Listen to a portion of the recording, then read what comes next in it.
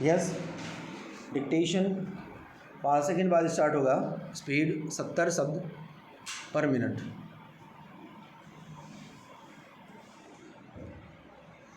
Start. घटना खीरी, जिला लखीमपुर खीरी, उत्तर प्रदेश की है। विराम। घटना के दिन 11/7/2006 को साय 5:30 बजे परिवादी अपीलार्थी की मां लाजवती पास के ही रहने वाले रविंद्र वर्मा से उसके भतीजे विष्णु कुमार के दुर्व्यवहार की शिकायत कर रही थी। विराम।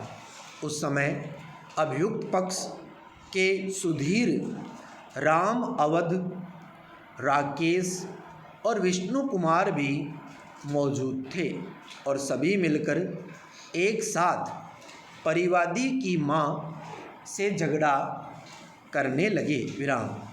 इसी समय परिवादी के पिता राम लखन और भाई अनूप कुमार भी वहां आ गए और उन्होंने अभियुक्त पक्ष को घटनास्थल से चले जाने को कहा। विराम। इसी बात से क्रोधित होकर सुधीर, राकेश और विष्णु ने रविंद्र को उकसाया कि वह परिवादी पक्ष पर गोली चला दे। विराम। तभी रविंद्र ने परिवादी की मां पर बिल्कुल नज़दीक से देसी पिस्तौल से गोली चला दी। विराम। परिवादी ने अपनी घायल मां को नज़दीकी पुलिस स्टेशन ले जाकर अभियुक्त गण के विरुद्ध प्रथम सूचना रिपोर्ट दर्ज कराई। विराम। प्राथमिक सूचना के आधार पर खीरी पुलिस स्टेशन में भारतीय दंड संहिता 307, 504, 506/34 के अंतर्गत FIR लिखी गई, किंतु उपचार के दौरान परिवादी की मां की मृत्यु हो जाने के कारण मामले को भारतीय दंड संहिता की धारा 302 के अंतर्गत परिवर्तित कर दिया गया। विराम। अन्वेषणोपरांत विचारण कार्यवाही में विचारण न्यायालय ने अभियुक्त रविंद्र प्रत्युत्तरदाता संख्या 2 को भारतीय दंड संहिता की धारा 302 के अंतर्गत दोष सिद्ध एवं दंडित किया, किंतु अन्य अभियुक्तों को संदेह का लाभ देते हुए दोषमुक्त कर दिया। विराम। अपीलार्थी द्वारा अपील किए जाने पर इलाहाबाद उच्च न्यायालय ने आक्षेपित निर्णय एवं आदेश दिनांक 18/12/2015 के द्वारा प्रत्युत्तरदाता संख्या 2 की धारा 302 के अंतर्गत दोष सिद्धि को धारा 304 के भाग 1 के अंतर्गत संशोधित करते हुए उसे 10 वर्ष के कारावास एवं 20,000 रुपये जुर्माने के दंड से दंडित किया। विराम पैरा।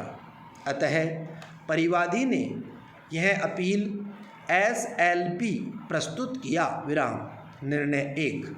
विचारण न्यायालय ने प्रत्युत्तरदाता संख्या 2 यहाँ मूल अभियुक्त संख्या 1 को भारतीय दंड संहिता की धारा 302 के अंतर्गत दंडनीय अपराध के लिए दोष सिद्धि किया था, किंतु उच्च न्यायालय ने भारतीय दंड संहिता की धारा 302 के अंतर्गत दंडनीय अपराध के लिए दोष सिद्धि को भारतीय दंड संहिता की धारा 304 के भाग 1 के अंतर्गत निम्नलिखित आधारों पर परिवर्तित कर दिया कि पैरा 1 क यह सुनियोजित अपराध नहीं था, ख कोई पूर्व आशय नहीं था और ग घटना आवेश की तीव्रता में घटित हुई थी विराम पैरा। इस प्रकार उच्च न्यायालय के अनुसार मामला धारा 300 के अपवाद 4 के अंतर्गत आएगा विराम। इस मामले के तथ्यों, साक्ष्यों और अभियोजन द्वारा साबित तत्वों के अनुसार प्रश्नगत घटना मृतक और अभियुक्त संख्या 1 के भतीजे के बीच गाली गलौज के बाद आधे घंटे के भीतर घटी विराम। आगे की उसके बाद प्रत्युत्तरदाता संख्या 2 अन्य लोगों के साथ हाथ में देसी पिस्तौल लेकर वहां आ गया और मृतक ने उससे उसके भतीजे के गाली गलौज की शिकायत किया विराम। इस पर प्रत्युत्तरदाता संख्या 2 भी मृतक को गाली देने लगा विराम। इस पर मृतक और अन्य ने उससे आगे गाली नहीं देने और वहाँ से चले जाने को कहा विराम। उस समय प्रत्युत्तरदाता संख्या 2 ने मृतक और अन्य से कहा, क्या तुम सब जानते नहीं हो कि मैं दोष सिद्ध हूँ और मुझे किसी का भय नहीं है विराम। स्टॉप।